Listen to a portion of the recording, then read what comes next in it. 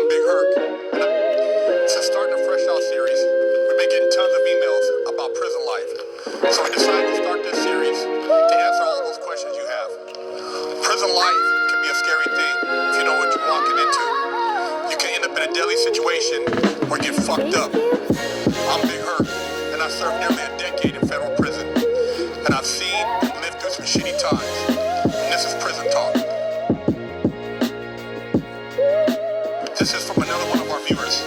I just got sentenced to 5 years. I'm not a gang member, but I heard that when you're in prison, you don't have a choice but to join the gang. Is this true? This is not true. I did my whole bit. I never joined the gang. I didn't really run with nobody, but at the same time, I did eat and hang out with a certain group of people. And if something happened, I had to roll with those people. So, you don't necessarily have to join a gang, but at the same time, if you have a cellie that's involved in gangs and he's your cellie, you're going to have to back his ass up. If you sit at a table with a group of guys and they're part of a certain car, you're going to have to roll with that car if shit kicks off.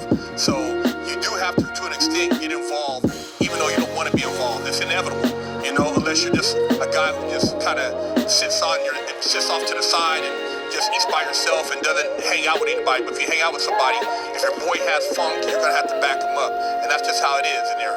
But for the most part, you don't have to join no gang. You don't have to run around and do no bullshit unless you were associated with that shit on the street and somebody in there knows you from the street, then you're obligated.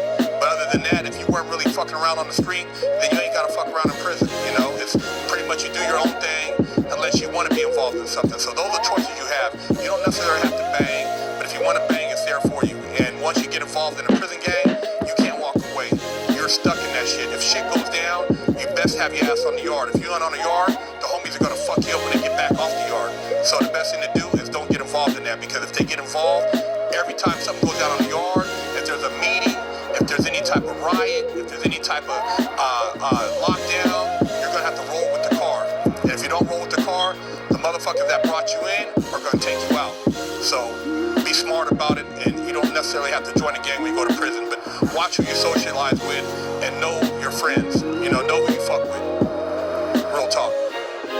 Another one of our readers emailed and wanted to know, when you go to prison, if you drop the soap, what happens? Now let me tell you something, man. Are you dropping the soap on the motherfucking streets? If you ain't dropping it on the streets, don't be dropping that shit in prison unless you a motherfucking Peter Gazer.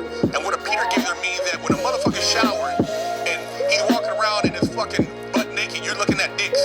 Don't be up in there looking at dicks. Once a motherfucker recognize that you're looking at his dick, he gonna think that you're on some punk time, and that's gonna lead to him trying to get you to drop your soap so he can go up in them butt cheeks. So your best thing to do is don't be Peter gazing. When you go to the shower, keep your motherfucking soap in your container. If you drop your soap while you're in the shower, let it go. It's not that expensive to get another piece of soap.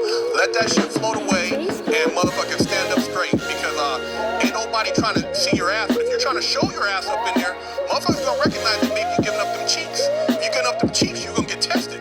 The first test is the motherfucker might slap that ass while you got your towel on. Now, if you just giggle, hee, and don't retaliate, and then the next move is for that motherfucker to come in there and squeeze your butt, and then from there, he might just come in there and just straight hey, homie, you know what I'm saying? You gotta let me get some of that. And that's how it escalates. So it ain't like they come in there and you just, hey man, we're gonna rape you and do all this stuff. Now, unless you're a punk. And I don't have nothing against punks. If you like it in the butt, that's your choice. But if you're looking for that, there's motherfuckers in there. As soon as you get there, they got some hard dicks with them butt cheeks. But if you ain't into that, you ain't gotta worry. You ain't gotta worry about motherfuckers trying to take your butt, you know what I mean? So that's a lot of bullshit. People ain't just getting raped. But if you're talking shit and you into that, and you put yourself out there, then a motherfucker might try you.